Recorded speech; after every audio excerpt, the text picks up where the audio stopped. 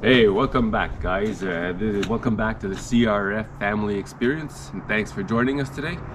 And so today we're doing something a little different. I'm going to talk about the bike, how I got it, when I got it, what was on it, what I got it, the things that went wrong shortly after I got it, or the things that I think should have been made better. We're not talking about suspension and everything else that everybody has been talking about. We're going to skip all that. There's different stuff like good starters. And so yeah, let's start. So I got the bike and I put a deposit on a rally in January 2022. And by June, there was still no sign of a rally anywhere or even a CRF. I had seen one CRF and I turned it down because I absolutely wanted the rally. But that was like shortly after I put the deposit on the rally at a different dealership. And so with the help of my mom, she is great at talking to people like dealerships and getting information. And so she just kept hounding all the dealerships she could think of. She was calling day in and day out. And lo and behold, on June 10th, she found one, I don't know, half an hour from here, that had a cancellation right before my mom called. And so she told me immediately. I was at work and I told her to put a deposit on the bike, and as soon as I finished work, I went down and I picked up the bike. So I was lucky. I did have to take a 300L and not a rally, and at this point I'm actually quite happy I did, based on things I'm going to tell you which are wrong with the bike now. And so I'm very happy with my choice. My purpose for this bike was to be like a dual sport bike, just ride it to some trail, go do some camping, explore trails, whatever, you know. Go off the beaten path, basically. The go anywhere bike, and I have not been disappointed, except for the tires. I've got some, they're on order, they're coming in. All right, so number one, 2 months in. Okay, let's go with the price first. So yeah, I was gouged on this bike. I ended up paying like $10,000 for the bike. Market adjustments because of everything going on at the time. And so yeah, not a cheap bike for me. Did not, and I'm in Canada. I'm in Ontario, Canada. So you know that's Canadian pricing. So what did the bike come with? Well, the bike came with this right here. Come on in, zoom in on this back rack here. So I believe I had to pay, not too close. I believe I had to pay for both of these parts, and I had to pay for installation because the stuff was already installed on the bike. And so over here, as you can see, these bolts are not the original bolts. And as you can also tell, there's some strain on there. It's offset. And it's like that on both sides. Okay, you can back up, dude. Like, you don't need to go in that close. But thank you. Seamus is the cameraman today. And so I had to pay for this back rack. And at some point I had issues and I had to go under the seat for some wiring. And so I had to take this off because this holds the seat in. And so I had to take this off, and immediately the first time I went to take it off, I noticed that they were cross-threaded. It was extremely hard to take out. They did not go back in properly, and unfortunately I had to take this out like 5-6 times before I finally got the wiring fixed. And the wiring is all about the headlight anyways. We're getting into that. And so I took this trick from somebody on YouTube, and I'm sorry, I can't remember your name. It was a man. He did this thing with 300L where he put some wing nuts and he attached the seat through the bottom here instead of through here. So all you had to do was take out the wing nuts from the bottom, and he could take his seat off it, and this whole thing could stay there. So anyways, I don't think that these were the right bolts. I think that the threads were screwed in. I did re-tap the threads as much as I could. And now I'm not taking this thing off unless I have to, but it's very handy when I have to move the bike around or pick it up or stuff. Second thing that came in was this skid plate. Come take a look at the skid plate, bud. I can take a look from underneath. All right, back it up. I don't know what brand these are. It doesn't say on my invoice, and of course I had to pay for installation on all of this crap. So that was money down the drain. Then it came with these hand guards. You can see these, bud. Power Mad hand guards. I love the look of them. The color goes great with the bike. Back it up a bit. You don't need to be that close. Okay. So the colors look great. What I don't like is they are not wraparound. There's really, it's not much protecting your hands. It's not wraparound. Second thing, if come over here, dude. You guys can probably see that they're out of whack. This one is a little bit higher than where it's supposed to be. I gotta fix that. This one here is pretty much touching my lever because it got bent in on the first fall. This part right here bent. So yeah, I really want some wraparounds. Handlebars. So that's everything that came with the bike. So there was the back rack, there was the skid plate, and there was the hand guards. And I love all those things. Probably things I would have put on the bike anyways. And I'm really happy I got the skid plate down there because I do ride it appropriately, or I'll need one. So then, first thing that goes wrong, the bike is 2 months old. I'm going for my road test, for my first motorcycle road test here in Ontario to get my license. And before the guy comes out to give me my test, I decided I'm going to take a look at everything on the bike, make sure it's working, right? The bike is 2 months old. Why wouldn't it be working? And lo and behold, I got no headlight. The headlight's not working. So I was really disappointed. Anyways, as you can see in one of my videos, he just let me do the test anyways, and he let me go fix it after.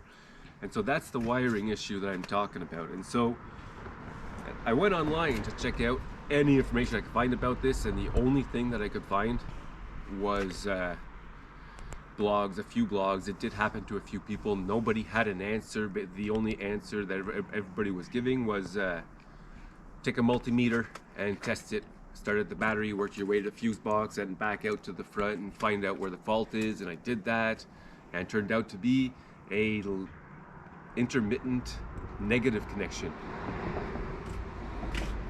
in this switch, in this headlight switch, dude. In this switch. It's an intermittent headlight connection. And so, okay, now you can back up. And so the light would work sometimes, but not all the time. Like it would go on and off. It was very annoying. Yeah.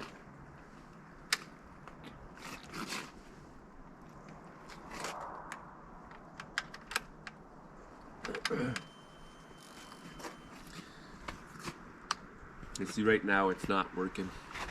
Maybe if I turned on the bike, but I don't think so. The light's supposed to come on as soon as you turn the key, and it's on the brights, and I don't have the bright indicator here, so it's not on. It's power's going into here, and the negative's going into here, but the negative is losing contact. It's intermittent.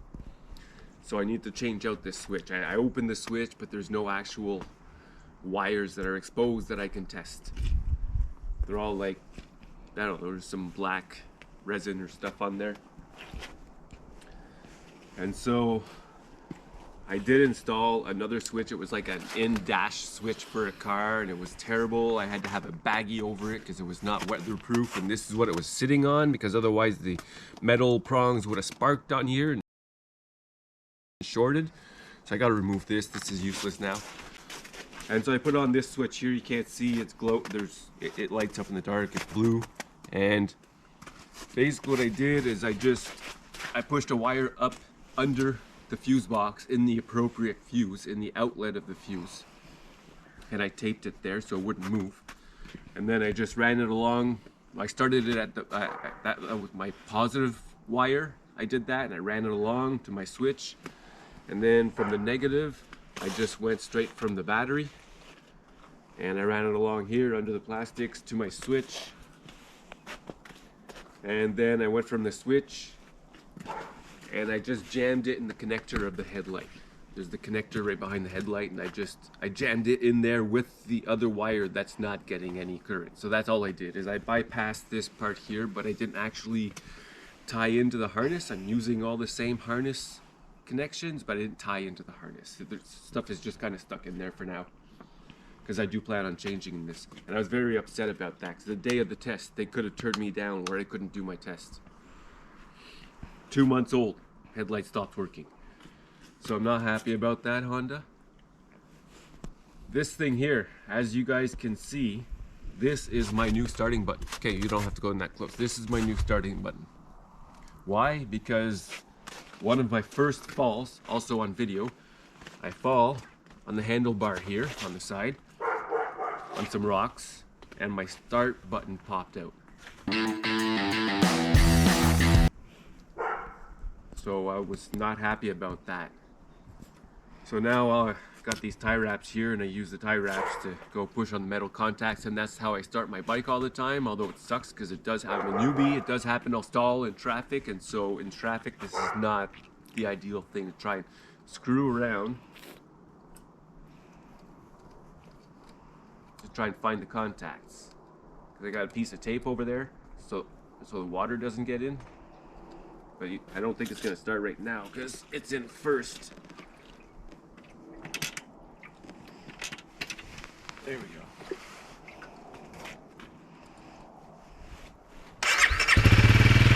So that's my start button.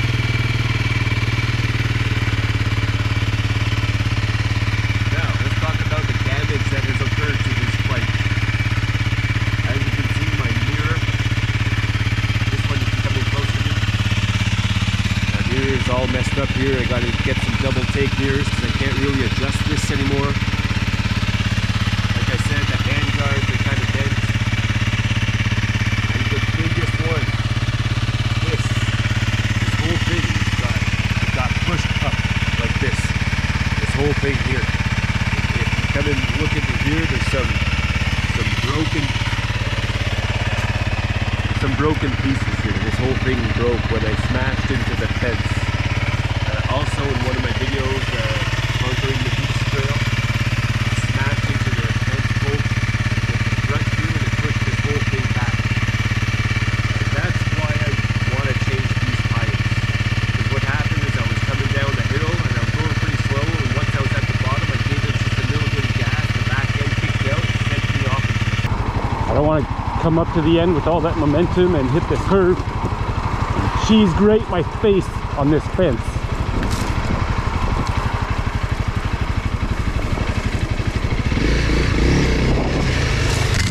Ugh, motherfucker. Ugh. That wouldn't have happened with better tires. I mean, there's still some decent tread on the sides here, but as you can see, it's pretty worn here in the middle. There's almost nothing left in the middle.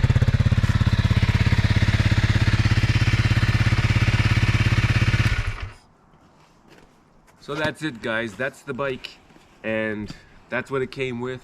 And I was really disappointed at the quality of this switch, which is still intermittent, so I can't put the brights. I don't have any brights at the moment, and if I put the brights on as I'm driving down the road, it can intermittently flash cars, and I wouldn't know it aside from seeing the blue indicator here and the cheap start button. So I got both of these switches to swap out, and the bike is like, this all happened in the first 6 months. Thanks for watching, guys, and hope you tune in to my next video. Have a good one.